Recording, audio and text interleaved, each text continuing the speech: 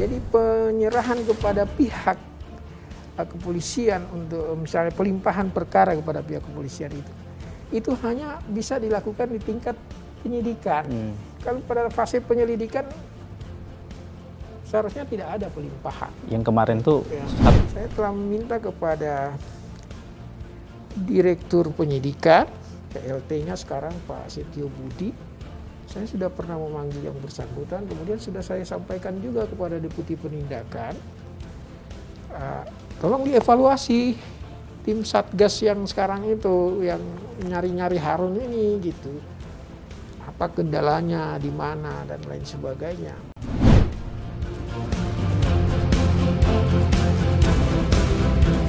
Detikers, kita jumpa kembali bersama saya Alexander Sudrajat.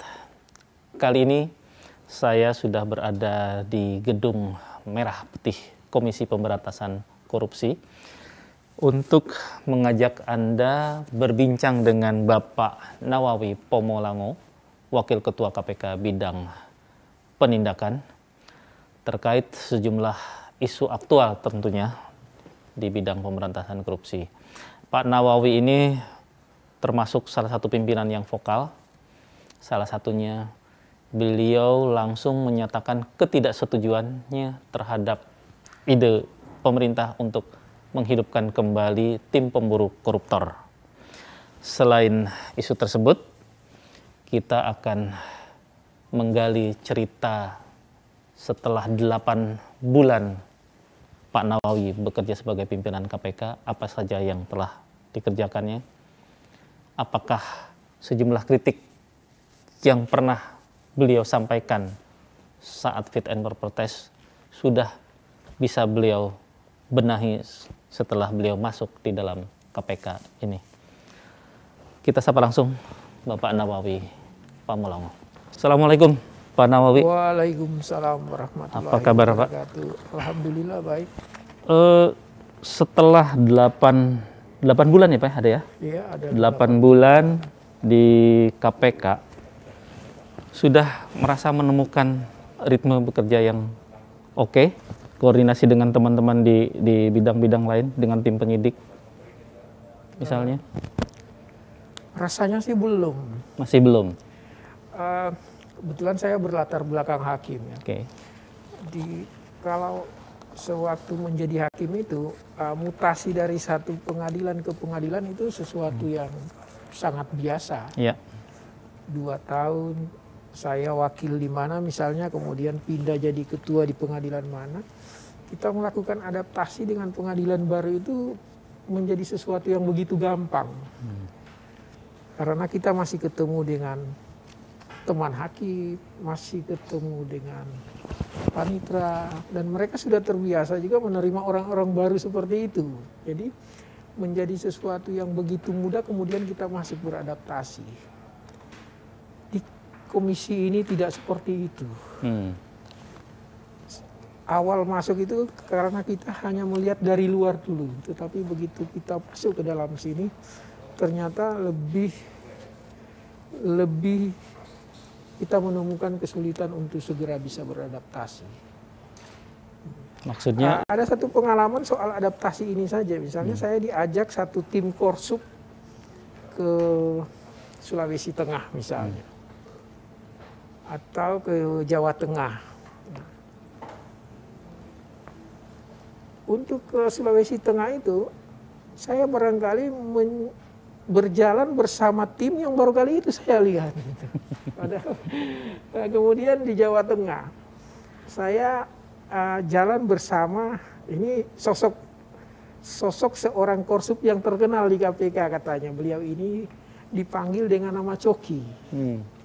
Nah, ketika yang membawakan sambutan, saya harus memperkenalkan beliau-beliau ini.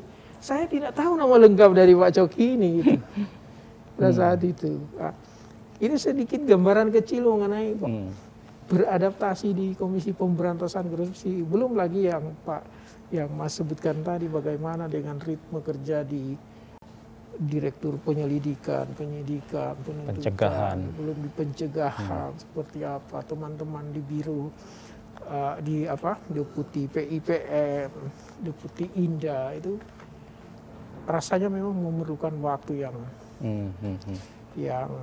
cukup untuk bisa dalam satu irama langkah. Kalau dengan sesama pimpinan sudah ketemu chemistry-nya ya? Chemistry, style apa mungkin bisa saling memahami aja gitu. Seperti saya dengan Pak Alex barangkali nggak terlalu repot Karena sesama hakim. Pernah bersama, bahkan kami pernah ada satu majelis. Di dalam beberapa perkara tipikor kami pernah bersama. Dengan Pak Gufron mungkin dari akademisi, sehingga dengan Ibu Lili itu ketika dia LPSK, saya pernah menjabat Ketua Pengadilan Jakarta Timur yang notabene banyak menangani perkara terorisme, sehingga Ibu Lili itu LPSK sering kita komunikasi. Dengan Pak Firly barangkali lantar belakangnya beliau sebagai polisi juga, nggak terlalu sulit untuk bisa saling memahami style kerja gitu. Nah, selain soal adaptasi tadi chemistry yang mungkin masih perlu diupayakan, Bapak kan semasa fit and proper test banyak menyoroti soal koordinasi gitu kan, koordinasi antar lembaga.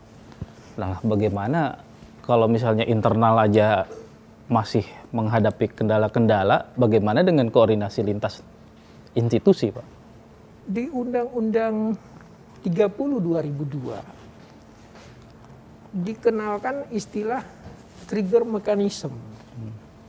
Jadi KPK itu seakan-akan harus melakukan trigger mechanism kepada menjadi pemicu bagi lembaga-lembaga penegak hukum, instansi penegak hukum lainnya, kejaksaan, kepolisian, dan seterusnya gitu. Tetapi kemudian istilah trigger mechanism ini itu dihilangkan di dalam Undang-Undang 19 2019. Diperkenalkan yang namanya sinergi, istilah baru yaitu sinergi, sinergitas. Mungkin dimaksudkan ini, kalau di trigger mechanism seakan-akan orang menggambarkan KPK itu dalam posisi yang di atas yang kemudian harus membawahi yang di bawah ada seakan-akan teman-teman di kepolisian, kejaksaan itu adalah lembaga yang harus di-trigger mekanisme oleh KPK. Tetapi dalam pemahaman sinergitas kita ada dalam posisi yang sama, yang itu kemudian ini kan di dalam pasal 6 huruf B mengenai tugas koordinasi. Koordinasi di situ ditekankan koordinasi antara tugas KPK melakukan koordinasi dengan instansi yang melakukan pemberantasan korupsi dan instansi yang melaksanakan pelayanan publik. Jadi ada dua di situ tugas koordinasi. Sejauh ini untuk koordinasi dengan kepolisian, kejaksaan, ya usia daripada Undang-Undang 19 2019 ini kan barangkali hampir sama dengan usia kepemimpinan KPK periode ini gitu. Tapi yang jelas ada gerak langkahnya, gerak majunya itu lumayan ada. Begitupun dengan koordinasi dengan instansi yang melakukan pelayanan publik. Kegiatan korsup ke daerah itu semua itu adalah dibalut dengan upaya-upaya koordinasi. Kita di daerah-daerah misalnya melakukan program sertifikasi aset daerah, itu kita berkoordinasi dengan Kementerian Pertanahan dan ATR, Agraria dan ATR. Kita melakukan koordinasi dengan banyak pihak untuk program-program yang kami jalankan di daerah. Ada contoh kasus nggak Pak? Ada misalnya penanganan perkara atau kasus tertentu yang terkait sinergi yang sudah dilakukan dalam 8 bulan terakhir ini? Kalau itu barangkali bukan hanya kalau konteks dengan perkara, kita lebih menyebut itu dengan supervisi. Jadi ada tugas koordinasi, kemudian ada tugas supervisi. KPK itu adalah supervisor. Kalau di dalam Undang-Undang 19 2019 pasal 10 itu KPK supervisor gitu. Hanya saja kan di dalam pasal 10 ayat 2 disebutkan bahwa tindak lanjut mengenai supervisi ini akan diatur di dalam peraturan presiden. Hanya saja sampai kemarin belum ada. Perpres mengenai supervisi ini belum ada. Nah, apakah dengan tidak adanya Perpres supervisi ini kemudian itu tidak berlangsung? Tidak juga. Sebelumnya memang itu dikemas dalam bentuk MOU. Jadi ada semacam perjanjian itu antara Komisi Pemberantasan Korupsi, Kepolisian, dan Kejaksaan. Gitu.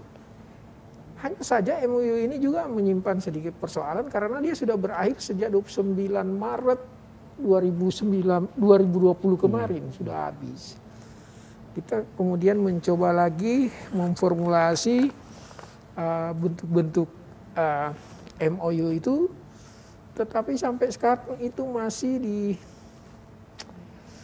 waktu itu secara kebetulan ada penggantian dari Jampitsus yang lama, Pak Adi Togarisman itu ke Pak Ali Mukartono. Sehingga ada permintaan dari Jampitsus yang baru untuk membaca lagi draft yang sebelumnya oleh Pak Jampitsus yang lama sebenarnya sudah oke. Pak Andi Togarisman. Sampai sekarang itu belum kunjung dinyatakan clear oleh teman-teman di sana. Jadi MOU sudah berakhir. Tapi tugas supervisi masih terus kita jalankan dengan model yang kita inikan di dalam MOU. Terakhir soal supervisi ini, kita melakukan yang paling menarik, kita melakukan pengambil alihan perkara. Itu dari Polda Sumatera Selatan kalau nggak keliru itu. Dan itu tercatat sebagai bentuk pengambil alihan perkara pertama yang dilakukan oleh Komisi Pemberantasan Korupsi. Hanya saja memang karena pihak penyidik kepolisiannya sendiri yang secara ikhlas mau menyerahkan itu ke kita. Karena perkara itu bolak-balik gitu. Antara penyidik Polri, kejaksaan ditolak belum lengkap, kirim lagi nggak lengkap, kirim lagi nggak lengkap, kemudian sampai habis masa penahanan dari penyidik, belum bisa tuntas. Nah, kebetulan meminta kita untuk melakukan supervisi itu, dan akhir daripada problem di perkara itu, KPK mengambil sikap untuk mengambil alih perkara dimaksud. Tapi selain mengambil alih juga ada pelimpahan kan ya Pak ya? Kasus yang semula ditangani KPK, OTT-nya oleh KPK, seperti kasus Rektor UNJ itu, yang kemudian dilimpahkan. Itu memang ada, kita sekarang lagi mengevaluasi itu, yang seperti itu.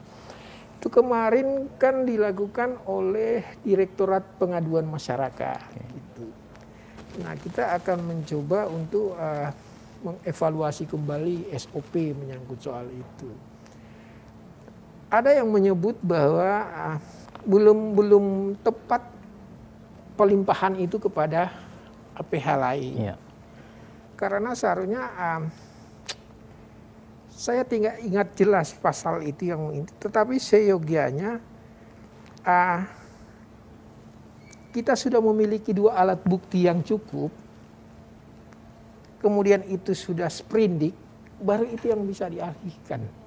Jadi penyerahan kepada pihak kepolisian untuk misalnya pelimpahan perkara kepada pihak kepolisian itu hanya bisa dilakukan di tingkat penyidikan.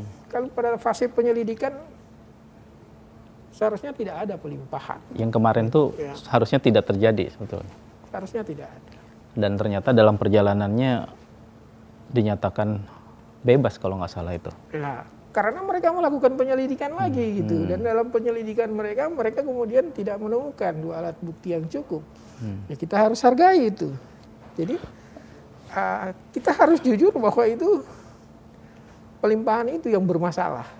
Nah, kalau ada kesadaran itu, apa tidak sebaiknya juga diambil alih lagi oleh KPK, disidik ulang? Karena kan memang dari awal juga muncul kritik-kritik terhadap kasus tersebut itu kan. Kita harus memberi penghargaan kepada teman itu. Kalau kita ibaratkan kita memberikan bahan yang belum matang kepada mereka, kemudian barang yang belum matang itu mereka simpulkan belum layak dikonsumsi. Gitu. Masa sesuatu yang sudah mereka nyatakan tidak layak, yang sudah kita serahin, baru kita ambil lagi, itu kan sesuatu yang... Dan dari pijakan hukumnya hampir nggak ada lagi gitu. Kita harus memberi penghargaan pada sikap mereka. Jadi sekali lagi, pelimpahan itu seharusnya ketika sudah ada 2 alat bukti yang cukup dan kita sudah naikkan pada tingkat penyidikan, itu yang boleh kita limpahkan. Tetapi masih dalam kerangka penyelidikan, seyogianya pelimpahan itu tidak dilakukan. Oke. Pak, saya mau masuk ke isu sebetulnya sudah beberapa waktu lalu ya lewat, bahwa ketika Menko Polhukam melontarkan ide untuk menghidupkan kembali tim pemburu koruptor, Bapak langsung merespon, oh itu nggak perlu. Bagaimana yang diperlukan adalah optimalkan koordinasi. Tetapi justru kan problem kita tuh memang di koordinasi begitu. Ketua KPK Pak Firly punya pendapat yang berbeda. Beliau mensupport gagasan Pak Mahfud. Saya itu bekerja di yang namanya Komisi Pemberantasan Korupsi. Jadi bagi saya segala isu-isu tentang soal pemberantasan korupsi itu harus disikapi oleh setiap orang yang ada di lembaga ini. Orang kadang-kadang teman-teman tukang beca, teman-teman di ojol ngumpul-ngumpul aja ngomongin soal pemberantasan korupsi. Isu korupsi, pemberantasan korupsi. Masa kita di lembaga sini ada isu tentang pemberantasan korupsi terus kita katup mulut untuk menjaga misalnya hubungan dengan sana sini? Tidak seperti itu saya pikir. Dan kemudian selain itu bahwa setiap orang yang ada di lembaga Komisi Pemberantasan Korupsi dia harus sensitif banget dengan isu pemberantasan korupsi tadi. Saya punya pemikiran itu kan yang tim pemburu yang disebutkan Pak Mahfud itu baru sekedar lemparan wacana atau ide lah dari Pak Mahfud. Saya pikir Pak Mahfud ini cuman mau mencoba melempar bola dulu.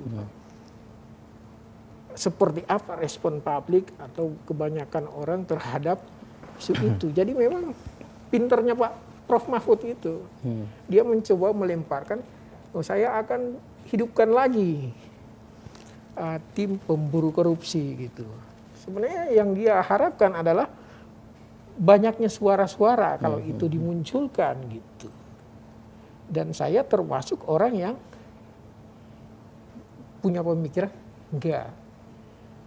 Kalau ada sisi lemahnya daripada pencarian para koruptor yang lari ke sana kemari, kita kira itu baru cermin daripada buruknya soal koordinasi. Kemudian enggak juga harus disikapi dengan kemudian membentuk satu tim khusus. Berbeda dengan misalnya menghidupkan kembali ini, saya membayangkan gini, kalau ada satu desa atau kampung, misalnya itu dahulu kala terkenal dengan sepak bolanya bagus gitu, tim sepak bola yang bagus dari satu kampung, tiba-tiba dalam kurun waktu yang sudah lama, hebatnya tim itu sudah seperti nggak ada gitu. Memudar. Nah, kemudian datang orang kemudian ingin menghidupkan lagi klub itu gitu. Orang punya, oh iya dulu di sini bagus gitu. Tapi kalau tim pemburu koruptor kita punya pengalaman. Dulu pernah ada dan hasilnya nggak terlalu bagus. Ngapain kita membangunkan yang dulu nggak terlalu bagus gitu. Meskipun begitu saya tetap menghargai pemikiran-pemikiran termasuk Pak Firly bahwa itu bagus-bagus saja gitu. Saya tetap menghargai. Saya hanya melemparkan karena Pak Mahfud seperti melemparkan bola ingin mendengar banyak ini. Saya lemparkan pemikiran saya bahwa nggak ngepas. Apalagi Prof Mahfud sendiri adalah Menko, Menteri Koordinasi. Kalau ada salah-salah langkah, orang-orang yang dikoordinasikan ini ya dia rapatkan untuk dikoordinasikan oleh dia gitu. Senyatanya belum sempat dibentuk tim pemburu itu kita udah bisa nangkap Pauline Lumowa, kita udah bisa nangkap Joko Chandra, gitu. Tim pemburu itu belum ada gitu. Jadi ini cuma makin soal kuat untuk tidak iya. perlu menghidupkan kembali itu. Ya kalau sekarang belum ada ya seperti itu. Tapi kalau kemudian besok lusa tiba-tiba Pak Mahfud hidupkan, it's okay. Yang penting kita sudah melemparkan pemikiran kita nggak ngepas kalau membentuk tim itu. Nah Pak, di luar yang tadi Bapak sebutkan kan KPK juga secara internal berhasil memulangkan Nazarudin misalnya beberapa waktu lalu. Terus istri mantan Wakil Kepala Polri, Pak Ibu Nurbaiti, yang terakhir kan Pak Nur Hadi bisa ditangkap. Kalau dari kasus-kasus itu kunci keberhasilan itu di mana Pak? Itu kembali pada apa yang Mas perbincangan di awal kita. Dan Koordinasi. soal jobnya Prof. Mahfud itu koordinasi. Koordinasi kita kemarin bisa nangkap Mas Nasrudin dan sebagainya yang di luar itu karena ada kerjasama dengan pihak Kemenkumham dalam kaitannya dengan soal dengan Kementerian Luar Negeri, dengan kepolisian ketika menetapkan DPO dan lain sebagainya. Jadi sekali lagi kuncinya koordinasi itu. Seperti itu barangkali. Koordinasi lintas instansi dan koordinasi termasuk dengan dalam negara. kaitannya misalnya penangkapan Nur Hadi yang terakhir ya, tersangka Nur Hadi kemarin. Itu sejak awal kami bekerja dengan kepolisian, memasukkannya dalam daftar pencarian orang dan lain sebagainya. Kemudian bisa kita ambil itu berkat koordinasi juga dengan teman-teman di kepolisian. Saya sempat baca, khusus untuk kasus Pak Nur Hadi justru di luar koordinasi yang jauh-jauh, proses penangkapannya sendiri kabarnya justru memang dilakukan secara one man show tanda petik ya oleh Bapak sebagai pimpinan tanpa melibatkan pimpinan KPK yang lain. Benar demikian nggak Pak? Karena untuk menghindari kebocoran-kebocoran potensi. Enggak gitu barangkali. Mungkin kalau itu penangkapan itu sendiri cuma lantaran saya aja yang ada di kantor malam itu, mereka lihat dari sisi itu barangkali seperti itu. Tapi sebenarnya tidak. Karena ketika kami mengeluarkan permohonan untuk didaftarkan DPO-nya, itu kerja-kerja kolektif. Mengeluarkan surat tugas kepada Satgas untuk melakukan penangkapan, itu semua pekerjaan kolektif. Cuman mungkin ketika mendekati final pelaksanaannya itu, teman-teman di Satgas itu barangkali lebih banyak berkomunikasi dengan saya gitu. Dan sampai pada 1-2 hari sebelum itu ada komunikasi yang ini di antara kami. Kalau saya tidak salah ingat 3-4 hari lah sebelum itu, saya mau manggil tim itu, kita duduk. Ada Pak Novel waktu itu saya ingat, ada Mas Rizka, Mas siapa ya, Yudi, kemudian cuman Kasatgasnya sendiri Pak Damadik itu kebetulan lagi di kampung halaman, kita bicara-bicara, nah, mereka memberi gambaran, nah ini sepertinya kita sudah cium bau-baunya gitu, ya udahlah dicoba diintensifkan kayak apa, di komunikasi itu berlangsung antara mereka dengan saya. Tapi sebenarnya saya melaporkan juga kepada pimpinan yang lain. Sampai kemudian pada hari hanya bisa kita ambil yang bersangkutan. Secara kebetulan kan saya sudah ditunjuk sebagai wakil ketua yang membidangi penindakan. Jadi tidak ada salahnya saya langsung berkoordinasi dengan teman-teman Satgas itu. Nanti kemudian saya menyampaikan itu kepada rekan pimpinan yang lain. Kalau untuk Harun Masiku, seperti apa Pak perkembangannya? Karena saya ingat Bapak di Fit and Proper Test dulu pernah bilang persoalan di KPK itu akan berkurang 50% andai Harun Masiku bisa ditangkap. Artinya ini menjadi target Itu utama. waktu Fit kan belum ada kasus Harun kan. Saya ingat saya sampaikan ada satu media yang mengundang kita untuk ngobrol-ngobrol, kemudian saya antara lain mengemukakan argumen seperti itu. Rasanya kalau kemudian publik melihat soal tidak mampunya KPK dalam menangkap Harun Masiku, itu kemudian dilekatkan sebagai bagian makin lemahnya, terpuruknya KPK, maka kalau kita bisa nangkap berarti kita bisa naikkan gitu. Karena kan ininya orang kan di situ. Nah, salah satu lemahnya KPK itu nangkap Harun Masiku aja susah gitu. Jadi saya kemudian membalikan ini, berarti kalau kita bisa tangkap bisa kita naikkan gitu, seperti itu. Kalau saya lupa ingat gitu, tapi yang jelas setelah kasus buronnya Harun Masiku, saya sudah beberapa kali memanggil Satgas itu. Memang harus kita akui, kemarin memang juga sempat dimunculkan bahwa tim yang melakukan, Satgas yang melakukan OTT, itu tim Satgas yang melakukan OTT, itu kan tim penyelidik. Kemudian setelah Wahyu Setiawan dan kawan-kawan tertangkap, dia naik pada tingkat sidik. Dibentuklah tim Satgas baru untuk sidik itu. Nah, di tim Satgas yang baru untuk sidik ini, kan termasuk kan si Harun Masiku naik juga jadi sidik, meskipun dia buron kan statusnya dia tetap sudah jadi tersangka. Ini tidak terdapat teman-teman yang ketika terlibat di dalam Satgas OTT itu. Saya pikir itu salah satu kendalanya, problem itu.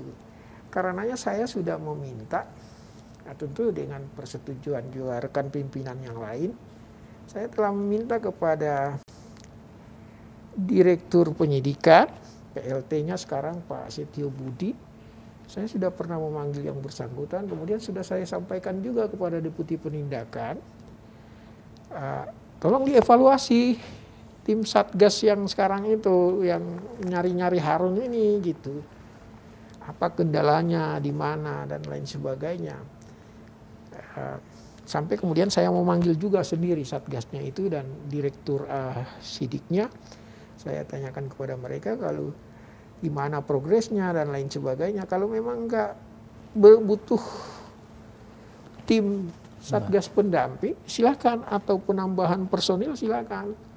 Kemarin saya dijanjikan seperti itu, dan saya belakangan ini agak intens untuk memanggil Satgas itu untuk mencari tahu perkembangan upaya pencarian ini seperti apa. Terakhir deteksinya di mana, Pak? Masih di dalam negeri atau di luar? Karena ada yang menyebut juga bahwa yang bersangkutan sudah almarhum gitu kan. Laporan dari Satgas itu sendiri memang sangat sulit mencari komunikasi. Ada yang menyebut, kan alat sadap kita kan lumayan canggih dan lain sebagainya. Persoalan kalau kemudian orang tidak menggunakan alat komunikasi itu.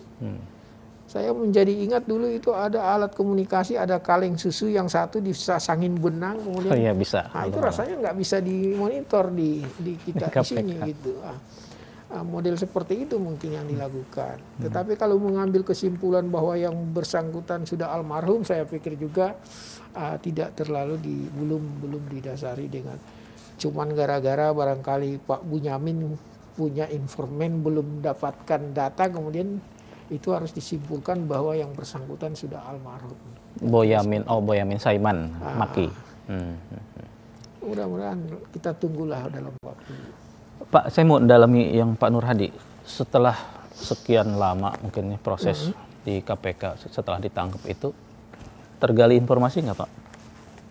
Siapa pihak-pihak yang ikut menyembunyikan dia?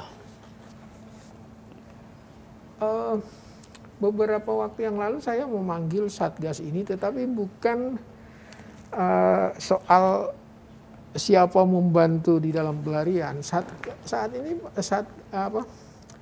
Satgas penyidikan ini masih terus konsentrasi pada soal pasal-pasal yang kita sangkakan kepada dia, sebagainya. Kalau kemarin saya panggil gitu, karena ada beberapa ini dari teman-teman di Dewas, itu yang disita-sita itu sudah mulai banyak, apakah TPPU-nya udah dinaikkan atau belum. Makanya saya panggil teman-teman itu. Dimana soal ini dan kemudian sudah mereka paparkan kepada kita. Mungkin dalam waktu dekat juga kami mintakan kepada mereka untuk kalau sudah bisa dinaikkan soal kemungkinan ada TPPU di dalam perkara itu. Dipastikan itu akan dikenai salah satu itunya ya, dakwaannya nantinya. Mereka akan paparkan kepada Pencucian uang kami gitu. dalam bentuk gelar perkara dalam waktu tidak terlalu lama. Kalau dari istrinya sendiri? Kita belum dapat ini dari teman-teman Satgas kalau istrinya sudah dikait-kaitkan dengan itu, belum. Masih pada Nur Hadinya aja dulu. Fokus di Nur Hadi dan menantunya itu ya Pak ya. Oke. Pak, terkait buronan-buronan ini Pak, kan beberapa di luar negeri tuh. Iya.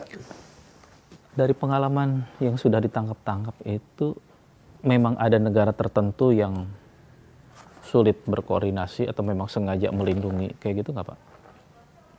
Negara mana itu? Tidak juga sebenarnya gitu.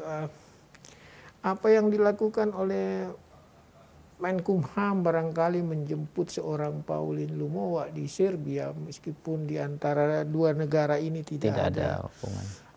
Perjanjian ekstradisi di dalamnya, sebenarnya bisa membantah segala apa katanya karena kita tidak punya hubungan perjanjian ekstradisi. Itu lagi sekali lagi komunikasi yang baik gitu. Dan itu diharapkan peran dari Kemenkumham juga tentu jangan dilupakan soal peran dari Kementerian Luar Negeri di dalam kaitannya dengan hal-hal semacam itu. Jadi sebetulnya nggak ada negara tertentu yang... hampir semua negara kan sekarang sudah menandatangani UNCIC, itu kan ditandatangani hampir sebagian besar 2/3 dari negara di dunia ini. Kita sepaham mengenai soal itu. Kita punya semangat pemberantasan korupsi yang hampir sama di mana-mana gitu.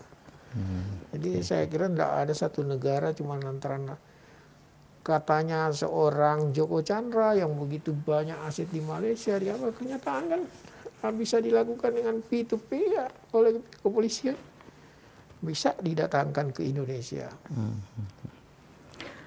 Pak, satu lagi mungkin yang terkait dengan pernyataan Bapak yang menarik itu terkait OTT. Itu kan Bapak pernah bilang OTT itu kan kerja sambilan sebetulnya. Saya punya bayang-bayang gitu. Ketika belum masuk di sini, Komisi Pemberantasan Korupsi ini adalah satu lembaga yang memberantas korupsi dengan strategi yang memang ada lebih canggih, lebih ini gitu daripada yang lain gitu. Membentuk satu case building kayak misalnya di Amerika sana atau di beberapa negara lain misalnya dalam satu kasus itu dia lingkarin dulu besar-besar Mas ya. Dia lingkarin dulu besar-besar, usai itu baru kemudian dia ambil itu besar. Nah, kalau dengan model kita seperti di sini, kita yang kecil ini aja dulu, kemudian baru kita besar-besarin gitu. Nah, model semacam itu saya merasa nggak ngepas. Ya, saya dalam bayangan saya itu memang satu pekerjaan pemberantasan korupsi untuk satu kasus besar harus bisa kita lakukan dengan case building yang begitu bagus. Nah, model OTT itu tidak di dalam kerangka case building itu. Dulu orang nangkap orang misalnya dengan cara menyamar, ada itu biasanya di teman-teman polisi zaman dulu gitu, rambut digondrong-gondrongkan gitu kan, dibikin kumis-kumisan gitu, atau di teman-teman dalam kasus-kasus terorisme dia ikut pakai apa gitu, karung ikutan apa gitu. Jadi saya pikir dalam upaya pemberantasan korupsi tidak dengan seperti itu, tetapi harus bisa dilakukan dengan cara case building yang sedemikian rupa kita ambil satu kali gitu. Nah, kalau di sini yang dilakukan kan dengan OTT satu ini kemudian itu dikembang-kembangkan gitu. Akibatnya menjadi tidak ini. Ada kasus yang terakhir seorang yang sudah kemudian sudah menjalani, besok lagi ditambahin lagi kasusnya, dikembangkan pasalnya. Itu satu bentuk saya nggak ngerasa ngepas ya dengan cara yang seperti ini. Nah, di internal sendiri Bapak sampaikan itu nggak ke direktur penyidikan? Saya direktur panggil. apa? Mereka kan ketika melakukan seleksi kami ini, wawancaranya saya soal itu. Saya ketika ngomong di fit and proper di DPR, saya lebih menekan optimalisasi TPPU. Saya sangat berharap setiap kasus yang melibatkan penyelenggara negara itu kita lekatkan TPPU. Karena saya yang dulu sering ngomong, orang sekarang lebih berani mati daripada miskin gitu. Dia lebih takut miskin orang sekarang gitu, daripada mati gitu. Tetapi kita lihat sendiri dalam beberapa kali kegiatan ini, sangat sedikit perkara yang bisa dilekatkan dengan TPPU. Saya punya bayangan ya kalau bisa lah, hampir semua perkara itu bisa kita serempet dengan TPPU.